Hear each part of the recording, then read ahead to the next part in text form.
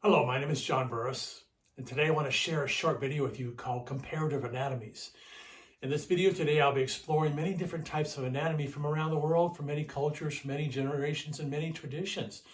And perhaps share with you that we're not just bones and muscles and cells, and that by limiting ourselves to bones, muscles, and cells, we're limiting who we really are as anatomy. So I'll be sharing with you lots of these traditions and sharing with you how many of us have been cheated by only being taught one thing. I know growing up through grade school, high school, college, and even massage and yoga schools that the anatomy training was very limited to Western scientific anatomy. And I've come to learn there are so many other perspectives on how to see the body. And if we encompass more perspectives, we'll get a deeper understanding of ourselves as human beings and our own anatomy and whatnot.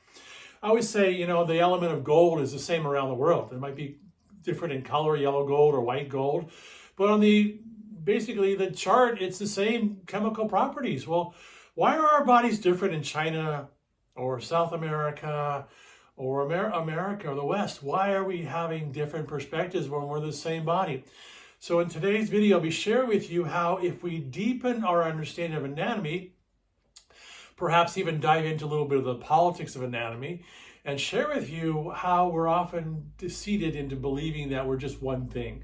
So let's explore human anatomy and share with you a deeper and broader perspective of who we really are. And the deeper you understand your anatomy, the greater chance you're able to heal of whatever conditions you might be suffering from. So a good place to start in our discovery of anatomy is to start with Western scientific anatomy. Basically began in Greece and Rome, called the cradle of civilization in much of the Middle East, and it basically started to understand the structure of the body. So we have the organs, the glands, the muscles, the skeleton, the bones. This is the foundation of Western scientific anatomy, and some really important discoveries. For example, in 1648, William Harvey in England discovered that the heart was a pump. Well, we didn't know that before that. We discovered what the glands do, the pancreas, about insulin. We discovered how the bones are connected together. So these were important discoveries in our journey of our, basically, life and anatomy as explorers were setting off sail to explore other lands in ships and whatnot. There were people who were scientifically trying to discover who we were. And that came from many sources. And for instance, one of the first of those discoverers is Hippocrates, who basically was called the father of modern medicine. And he was working with what's called the humors, the four humors, which are the fluid systems, and understanding what bile and phlegm meant and what healthy saliva looked like.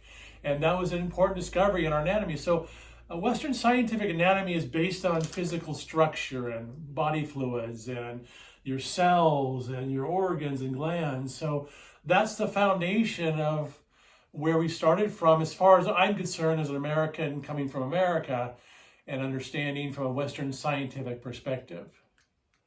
So then there's another great discoverer of anatomy. His name was Galen. He lived after Hippocrates, and he helped further enhance the knowledge of anatomy. He was an important discoverer.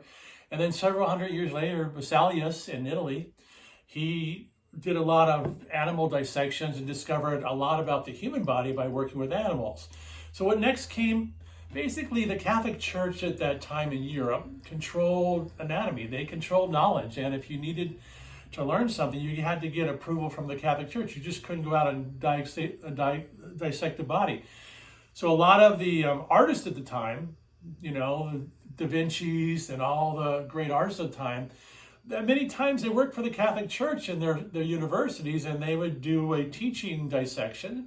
At the same time, the artists were learning how to draw and how to sculpt by dissecting the body. So a lot of artists were also dissectors as well, but that's how a lot of Western scientific knowledge came to be, about starting to dissect the body. And in the early days, you had to get approval from the Catholic Church to do that, so it was actually pretty rare.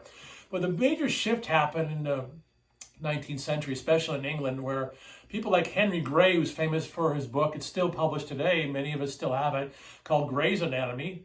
He was a doctor in London, and it became law that doctors in England had to have a certain amount of dissection hours. So this is when you had grave robbers and people looking for bodies everywhere they could to start to dissect. And so they worked in the basements of hospitals and whatnot, dissecting feverishly to try to understand the body. So the whole premise of our Western scientific anatomy here came from the dissection of dead bodies the last 200 or 300 years. And that's the foundation of Western scientific medicine. And Western scientific anatomy is dissecting dead bodies. So in the same time period of the artists, whatnot, the Da Vinci's and the Michelangelos and whatnot, who are creating sculptures and paintings and dissecting in their spare time, you had somebody called Rene Descartes, and he created a major theory that's still true in Western anatomy thinking. It's called mechanism, or the Cartesian model, which states if your knee hurts, it must be coming from your knee. It's a dualism where if you've got a pain in your back, it must be coming from your back. Unfortunately, while that model is sometimes helpful, it's one of the biggest disruptors in our culture, because most of the time your issue isn't coming from where you're feeling the pain or the disruption. And I'll show you that in a second here. And this is a popular game that was popular in the 70s. This is often how Western scientific mechanistic medicine works. This shows you how you're supposed to pull out all the organs with the tweezers, and if you hit the sides, it gives a buzz. So it shows you in the Western scientific cellular model, the mechanistic model from Rene Descartes, everything is separate. Nothing's connected at all. They're all separate and work independently. Often the Cartesian model of separation that we've seen in the scientific mechanistic model, it's like the three blind men all grabbing a part of the elephant and figuring out they themselves understand the elephant. By just understanding one part, they figured out they know the whole picture. Well, unfortunately, scientific Western medicine works like that. It's about its separation, and you don't really get the big picture after all. Now, here's a good way to envision the scientific Western mechanistic model. Sometimes it worked great. For example, if you step on a nail in your foot and you can't get it out, and you go to a surgeon and they basically do surgery and remove it, that's when the scientific mechanistic model works. However, if you say I have a back problem, and you go, oh, your doctor wants to have back surgery, I've never found anybody in my bodywork practice who actually needed surgery. It's usually because their hips are shifted, or they have an ankle problem that started in high school, or they have a knee problem and it causes a rotation and a spiral of the leg. So once again, if you have a neck problem, it might be coming from your hips. Your hips are out of balance and it's throwing your neck off, and it's throwing off your shoulders. And you see, as your hips start to shift, your neck shifts. And as your legs start to shorten, it causes pain in your back. Well, unfortunately, the scientific mechanistic model that we're using doesn't look at the whole picture. It just looks at one area. And sometimes that's helpful. Most of the time, it's deceptive and it makes you crazy because you're not getting the answers you need.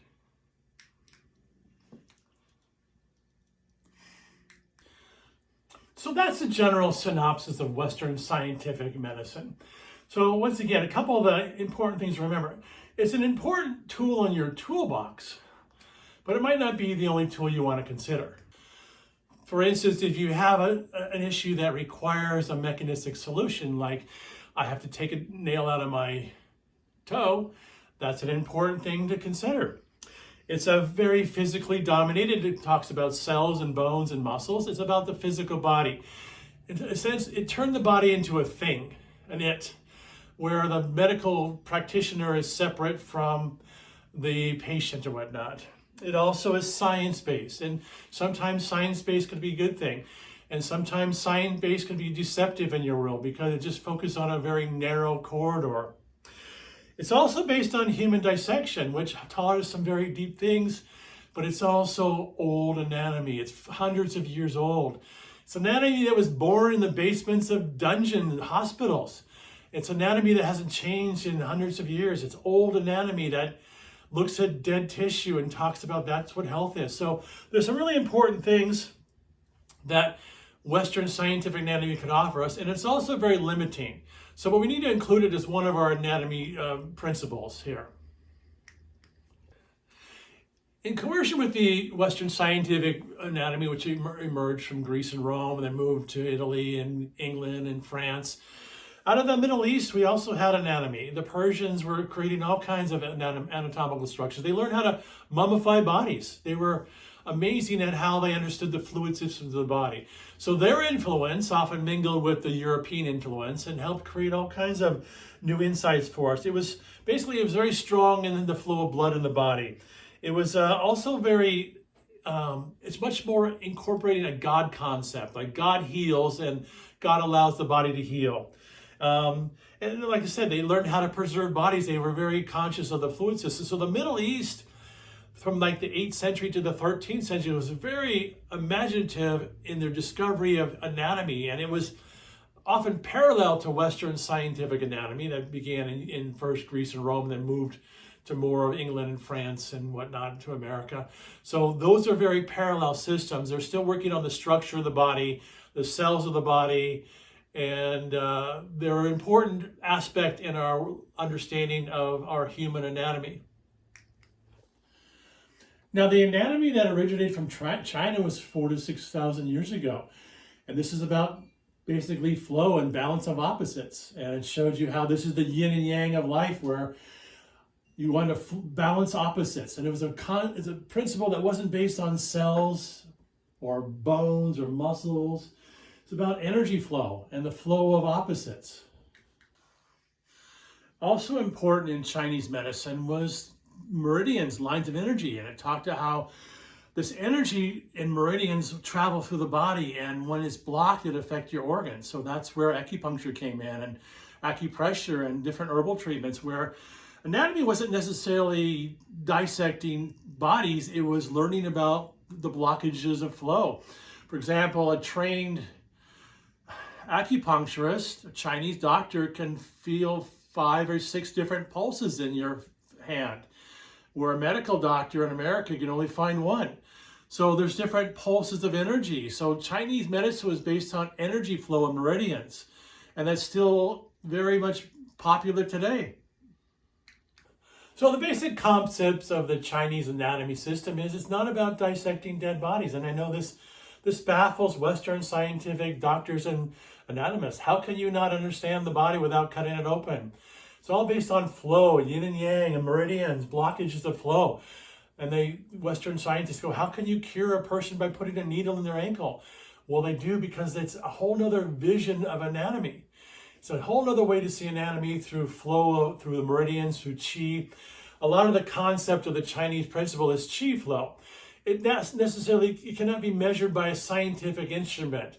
Qi is a life force energy that travels through the meridians of the body, and it activates everything. It connects everything. Well, the scientific model can't measure it, but it's an important concept, and having basically a perception of qi flow and meridians is an important anatomical discovery, and it's been 4,000 to 6,000 years since the Chinese added that to our human anatomy discovery. So once again, we're not just cells and muscles, we're also a flow of qi, and the Chinese medical anatomical system add that to our repertoire.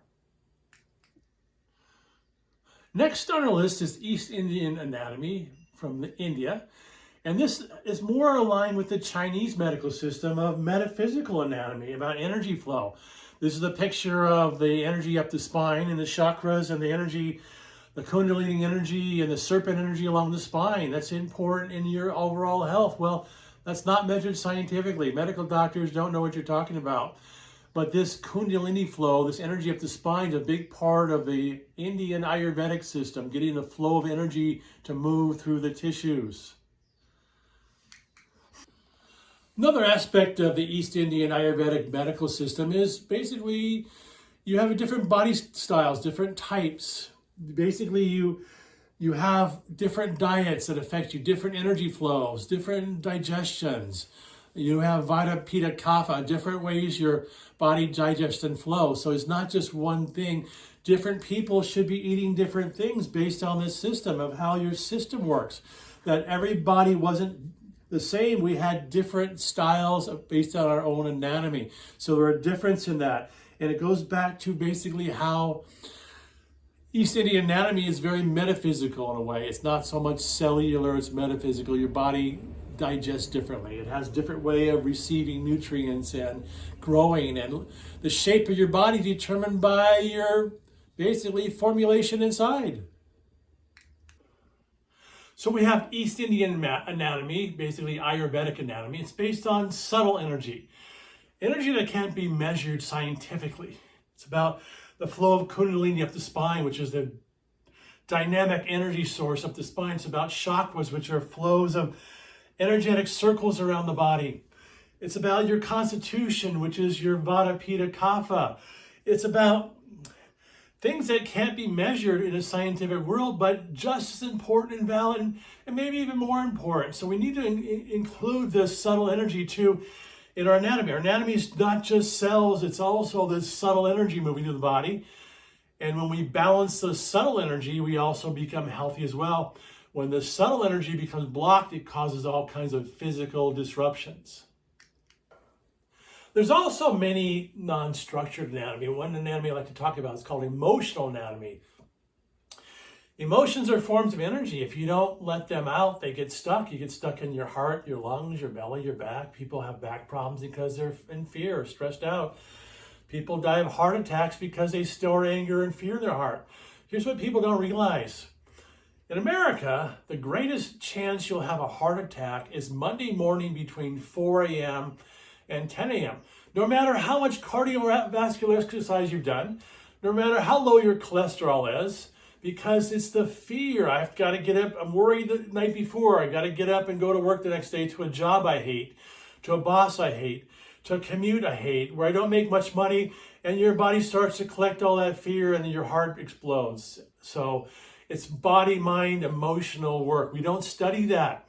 Did you know that firefighters who are under a lot of stress, nearly half of firefighters die of heart attacks? Not in fires, heart attacks because of the stress of the job. Did you know that you're 27% more likely to die of a heart attack the week before your birthday? Because of fear of getting old. So in our traditional anatomy trainings, we don't study body, mind, emotions work and how it gets stuck in the body. But it's incredibly important, and the tissues of the body hold those stories, hold those emotions, and often you'll have a release event where, in my experience with a body worker as a yoga teacher, people all of a sudden start to release them spontaneously and whatnot. So we need to include the body, mind, emotional anatomy as well. So another aspect of the body, mind work, this is really important, how the mind affects your physical structure. And this is called bioenergetic anatomy. And it's something I study, but it's not mine. I can't take ownership of it. There's a great writer, researcher named Lowen, Alexander Lowen, and he did all the research. So I'm just piggybacking on his work. It's called the bioenergetic body types, and it tells you how you think affects your body. Your thought process determines if you're short and squat, tall and thin, heavy or athletic. What you think about determines your shape of your body. So let me explain some of that. Early on in our life, by the time you're 4, you have a core belief in yourself where you either have an abandonment issue or a power issue or a control issue. Whatever your dominant fear is starts to translate into your body. Now, if you'd like to know more, I've got an extensive article, I put it in the notes here, that explains every different character type. There's about 6 different character types. And it explains each one thinks differently in the world. Some characters want power. You can tell by the cars they drive, the jobs they have. Some characters fear abandonment. Some character types fear being out of control. And once you understand it, you can see how your body reflects that belief in your mind. So let me show you a couple of these right now. This person is tall and thin. They exhibit a belief in their mind where there's a fear of abandonment. And so their whole life is spent trying to avoid feeling abandoned and so whatnot. So it becomes from the belief, and where by the time you're 4 years old, you get stuck in a pattern of fearing abandonment. And it shows up in this character type because the belief creates an energy pattern, body-mind. And the body-mind says, grow long and thin. And here's another character type. This character is afraid of control, so their body becomes short and squat. Short arms and legs, short neck, very tight and compact, because their belief, fear of being out of control, is reflecting in their body of a short, compacted body. So the belief creates a physical structure. This is different than the one we just saw, where a long, thin body feared abandonment. This character fears being out of control. The body-mind anatomy. So in body-mind anatomy, what you think about affects your physical body, and it shows up in your behavior as well. And so we have to, if you want to understand your anatomy, your physical anatomy, it's important to understand your beliefs that are stored in your brain, and it determines how your cells function. So another one I want to explain to you is called zone anatomy, zone therapy, and there's a couple ways this will transform your life. The body is a series of layers and tubes as we developed early on.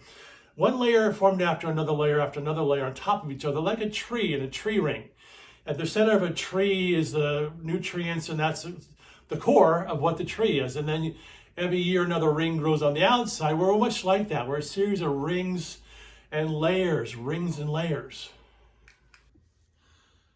And here's a picture of zone therapy, of the layers of the body. Those zones correspond to each other. So whatever's happening in that same zone in your leg will correspond to your upper body as well. So an issue in your foot in a certain zone will affect a certain area of your lungs or your brain, because those zones are all connected. So that's zone therapy anatomy. Why don't we learn that in medical school or high school or college? Zone therapy is just as important as Western scientific anatomy.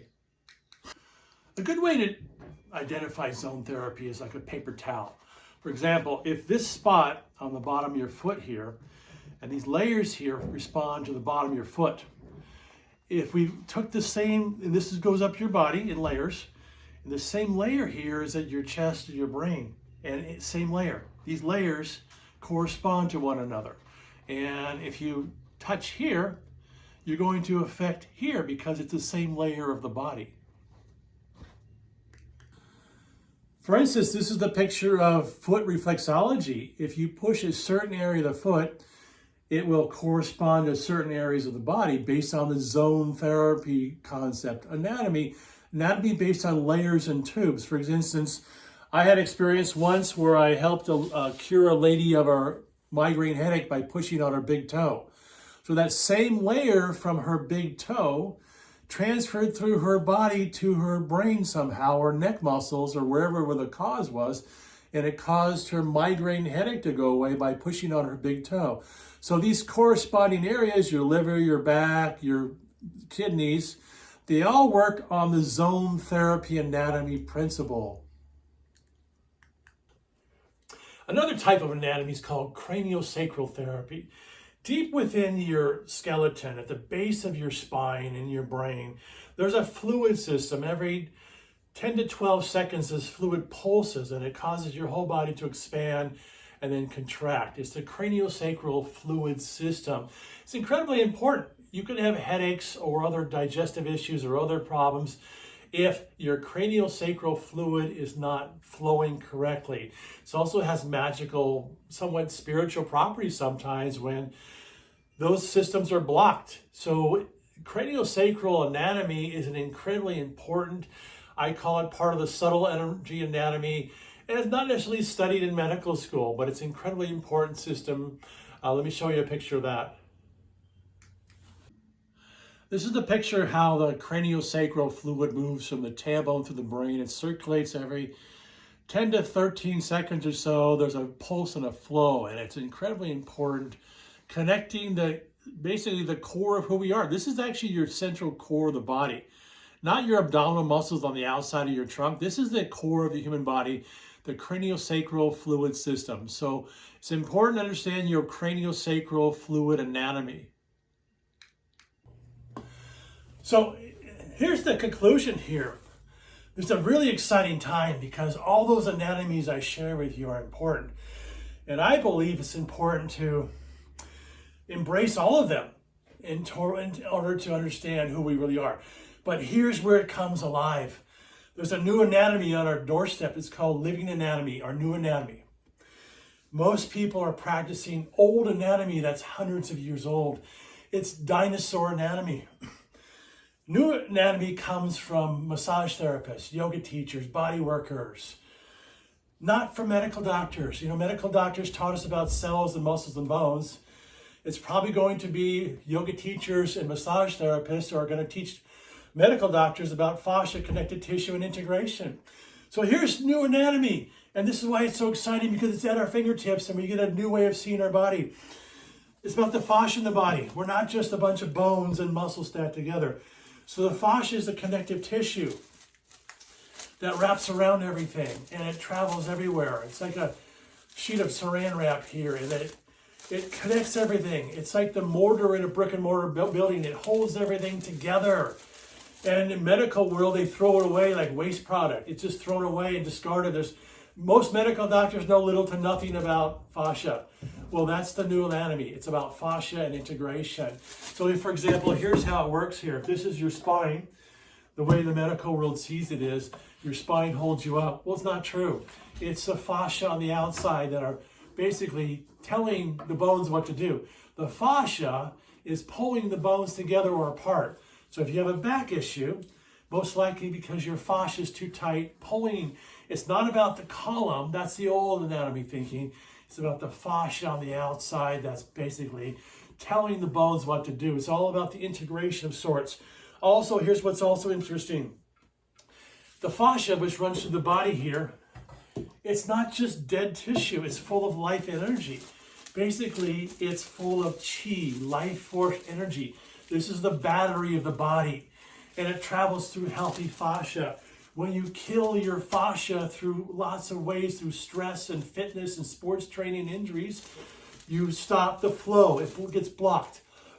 Basically, it stops flowing, and now you have physical problems because you lost your flow of chi. So a new anatomy is about fascia and integration and the flow of chi through the body. Here's how the medical world sees the body. They see it as a column. Basically, your column of bones. That's not how the body works. New anatomy teaches us we're integration of, it's called tensegrity. We're a bunch of fascia cables pulling this way and that. It's about balancing and lengthening, not strengthening and hardening. The whole gym mentality of fitness is the pathway to health is wrong because it's not making people healthy at all. We want to integrate the fascia, lengthen, balance, and soften the tissues because the body's more basically a tensegrity model. It's not a column at all. So a new anatomy is at our doorstep, and it's all about energy and flow and fascia. And we can use those other models as well. But the new anatomy teaches us we're more than just cells, we're more than just bones, we're more than just ligaments, we're so much more than that. Anatomy is dynamic, and it's not going to come from medical doctors. In fact, now this may sound like ego, but I've never met a medical doctor who really understood the back. Because they're still teaching the column model, that the bones are the problem, the spine's the problem. It's not. It's all about the fascia pulling everything together. So in my experience, medical surgeons don't even understand the back because they have a wrong model. They're following a 400-year-old model that's not true at all. So here's the good thing. We have so many potentials ahead of us here. I remember in college taking a course called Comparative Religions. And it gave me a perspective outside of my normal Christian thinking. Go, wow, other people have other ideas. And let me take some of that and some of that and some of that and incorporate that in my life. And I just didn't have one narrow view of the world. Well, anatomy can be the same thing. Why don't we have multiple perspectives on anatomy? Why don't we teach comparative anatomies in high school, college, medical school, where we're going to see all these different anatomies? Why don't we learn from the shamans in the rainforest and the medical doctors in England and the Ayurvedic teachers in India? Why don't we get a perspective of all of it so we go, wow, our body's not just cells and bones, is it? It's more than that. It's more living and dynamic.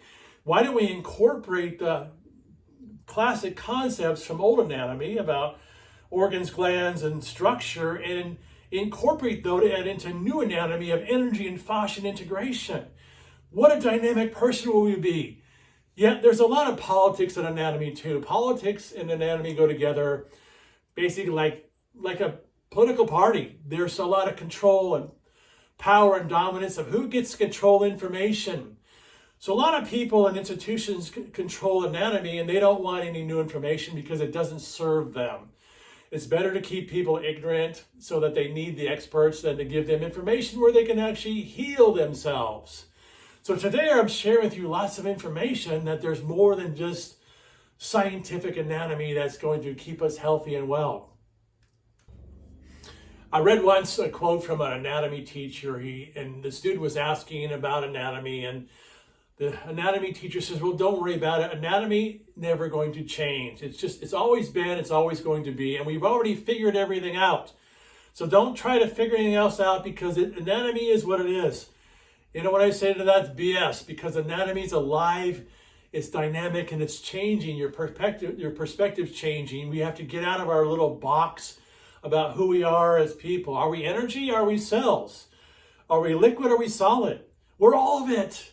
And what happens if we incorporated that? My belief as a fascia expert is stop trying to make your body hard as rocks in the gym through fitness training. Make your body soft like water, as a bag of water, and you'll be healthier along the journey. Well, that's a dynamic change in perspective. So anatomy is dynamic and alive. Let's try to teach that anatomy isn't just one thing. Let's bring it all together, and we can have a deeper appreciation for our own human bodies along the way. So thank you for joining me for this dynamic video today. If you'd like to learn more, you can basically subscribe to my channel here, and I'll give you lots of leading edge information to come.